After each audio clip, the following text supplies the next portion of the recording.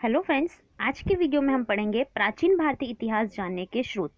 प्राचीन भारतीय इतिहास को जानने के बहुत सारे स्रोत हैं, जिसे हम अध्ययन की सुविधा के अनुसार दो भागों में बांटते हैं। एक होता है पुरातात्विक स्रोत, जिसमें हम अभिलेखों के बारे में पढ़ेंगे, और एक होते हैं प्रमुख साहित्यिक स्रोत। अभिलेख हमें बहुत सारी जगहों से प्राप्त हुए, जैसे पाषाणों से, शिलाओं से, स्तंभों से, ताम्रपत्रों आदि से। सबसे पुराना अभिलेख है जो हमें मध्य एशिया से प्राप्त हुआ है, बोगचकोई अभिलेख। और भारत के संदर्भ में सबसे प्राचीन अभिलेखों में अशोक के अभिलेख सबसे प्राचीन हैं। और अगर हम प्रमुख साहित्यिक स्रोत की बात करें तो इसमें हम जो साहित्य लिखे गए हैं, जैसे कि कौटिल्य का अर्थशास्त्र, जो चंद्रबरदाई की पृथ्वीराज रासो है, इसके बारे में हम पढ़ेंगे। सबसे पहले हम पढ़ेंगे प्रमुख अभिलेखों के बारे में। पहला अभिलेख है हाथी गुम्फा अभिलेख। हाथी गुम्फा अभिलेख जो है ये खारवेल के शासनकाल में बनाया गया था, और खारवेल कलिंग के राजा थे, जो वर्तमान में भी ओडिशा के नाम से जाना जाता है। इसके अंतर्गत खारवेल के शासक की घटनाओं का क्रमबद्ध विवरण हमें देखने को मिलता है। साथ में यह भी पता चलता है कि जो मगध का राजा था, मगध पर आक्रमण किया गया था खारवेल के द्वारा, और साथ में जो पुष्यमित्र शुंग थे, इन्हें भी खारवेल ने पराजित किया था। दूसरा अभिलेख है जूनागढ़ अभिलेख, जिसे हम गिरनार अभिलेख के नाम से भी जानते हैं। इसकी रचना रुद्रदमन के शासनकाल में हुई थी। इसमें रुद्रदमन की विजयों, व्यक्तित्व और कृतित्व का विवरण हमें देखने को मिलता है।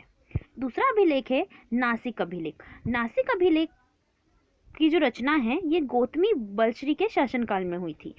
जो गौतमी बलश्री है ये गौतमीपुत्र शतकर्णी की माता है। इसके अंतर्गत सातवाहन कालीन घटनाओं का हमें विवरण मिलता है। साथ में यह भी पता चलता है कि जो गौतमीपुत्र शतकर्णी है, यह इनके घोड़े ने 3 समुद्रों का पानी पिया था।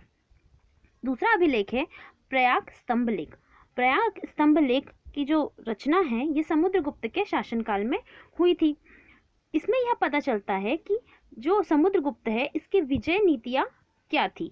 और साथ में ये जो प्रयाग स्तंभ लेख है, इसे हम प्रयाग प्रशस्ति के नाम से भी जानते हैं, या इलाहाबाद प्रशस्ति के नाम से भी जानते हैं। इसकी रचना हरिसेन के द्वारा की गई थी, और हरिसेन समुद्रगुप्त के दरबारी कवि हुआ करते थे। इसके बाद है ऐहोल अभिलेख। ऐहोल अभिलेख की जो रचना है ये पुलकेशिन द्वितीय के शासनकाल में हुई थी। पुलकेशिन द्वितीय वातापी के चालुक्य से रिलेटेड एक राजा थे, और ऐहोल अभिलेख की रचना रवि कीर्ति के द्वारा की गई थी। इसके अंतर्गत लिखा गया है कि हर्ष और पुलकेशिन द्वितीय के बीच में जो युद्ध हुए हैं इनका वर्णन है।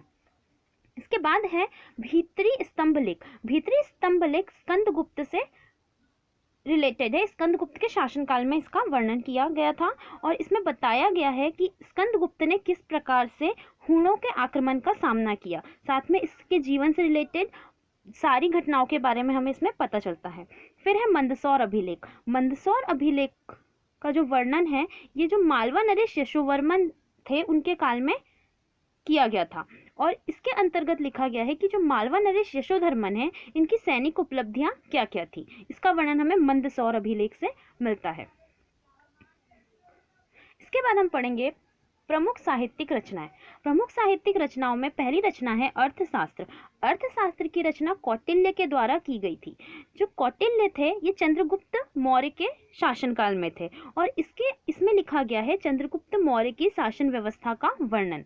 दूसरी बुक है राजतरंगिनी। राजतरंगिनी की रचना कण्हर के द्वारा की गई थी। इसके अंतर्गत आदिकाल से लेके 1551 ईसा तक के कश्मीर का वर्णन हमें राजतरंगिनी में देखने को मिलता है।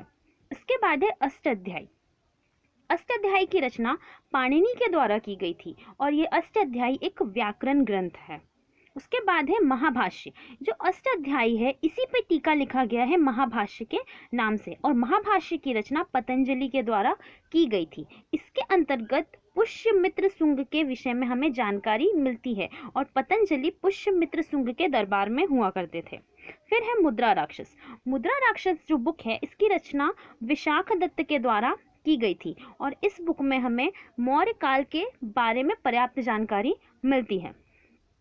इसके बाद है वृहत कथा मंजरी। वृहत कथा मंजरी की रचना क्षेमेंद्र के द्वारा की गई थी। इसमें मौर्य काल के विषय में हमें पर्याप्त जानकारी मिलती है। फिर है नीतिसार। नीतिसार की रचना कामंदक के द्वारा की गई थी। इसमें गुप्तकालीन राजवंशों पर प्रकाश डाला गया है। फिर है मालविका अग्निमित्रम। मालविका अग्निमित्रम की रचना कालिदास के द्वारा की गई थी। इसमें शुंग वंश के शासन के बारे में जानकारी मिलती है। फिर है मृच्छकटिकम। मृच्छकटिकम बुक की रचना शूद्रक के द्वारा की गई थी, जिसमें हमें गुप्तकालीन समाज का वर्णन मिलता है। इसके बाद है हर्षचरित। हर्षचरित की रचना वाणभट्ट के द्वारा की गई थी। इसमें हर्ष की उपलब्धियों का हमें वर्णन मिलता है।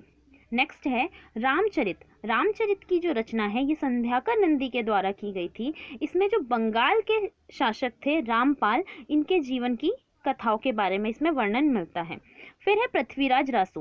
पृथ्वीराज रासो जो है इसकी रचना चंद्रबरदाई के द्वारा की गई थी और इसके अंतर्गत लिखा गया है कि जो पृथ्वीराज चौहान है इनकी क्या क्या उपलब्धियां थी, इसका पूरा वर्णन हमें देखने को मिलता है पृथ्वीराज रासो के अंदर, और इसकी रचनाकार थे चंद्रबरदाई। इसके बाद है कुछ अन्य ऐतिहासिक जीवनी।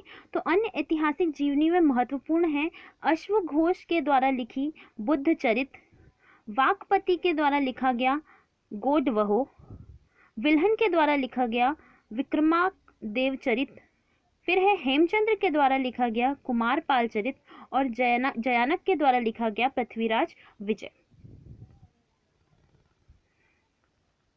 आज के वीडियो में इतना ही। Thanks for watching.